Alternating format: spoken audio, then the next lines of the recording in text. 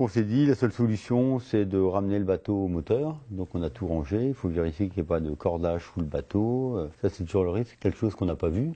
Enfin, Parce que c'est arrivé. C'est pas un bateau à moteur, donc c'est un bateau qui va pas très vite au moteur. Quand on partait sur une course à la journée, on avait pris 40 litres un peu moins de 40 litres de gasoil pour alléger un peu le bateau.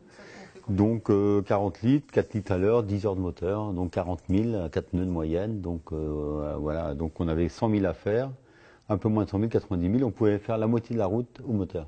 On réfléchit, on s'est dit, voilà, on avait deux solutions encore au moteur. Soit on partait en Angleterre. On avait cette possibilité parce que la côte était à 20 000. Mais après, il fallait encore ramener le bateau. Toutes les solutions ne sont pas forcément les meilleures, hein, mais en tout cas, on a ramené le bateau à la Bervrac et on a été aidé par la SNSM. C'est vrai qu'il y a toujours des choses comme ça. On s'est dit, bon, de toute façon, on part, voilà, il y avait 100 000 nautiques, donc ça fait 100 000 nautiques, c'est quand même 180 km. On savait qu'on pouvait faire la moitié à la voile. Donc c'est pour ça qu'on a hésité alors d'abord en Angleterre. Il fallait avoir la confirmation de la SNSM. Après, on s'est dit, bon, si... parce qu'on est quand même dans la Manche, on n'est quand même pas au plein milieu de l'Atlantique, on est dans la Manche où il y a plus de 200 cargos à l'heure. On sait qu'on va traverser les cargos, qu'en tombant le mât, on n'a plus de feu de route, on n'avait plus d'AIS, c'est-à-dire de repérage par les autres bateaux qui étaient dans le mât.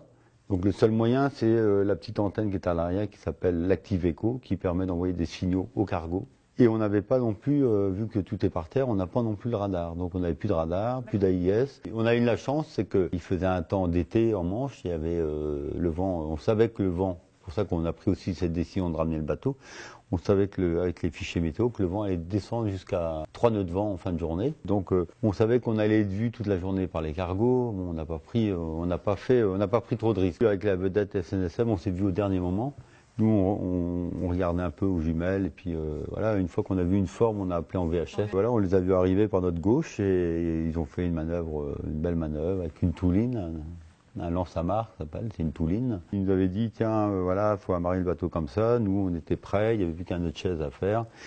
Et on est tout de suite parti pratiquement dans les 3 minutes en remorque, quoi. Donc ça a été très rapide. Puis il faut faire attention parce qu'à l'avant on a un bout dehors pour les spies, donc il fallait pas le casser.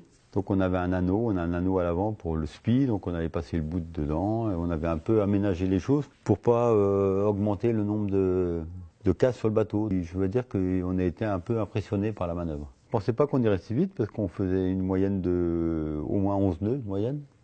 Donc la vedette nous tractait en 11 de 5 avec une remorque qu'on a allongée un petit peu au bout de 5-10 minutes parce qu'on a vu qu'il y avait un peu de choc comme il y a toujours de la houle sur la mer.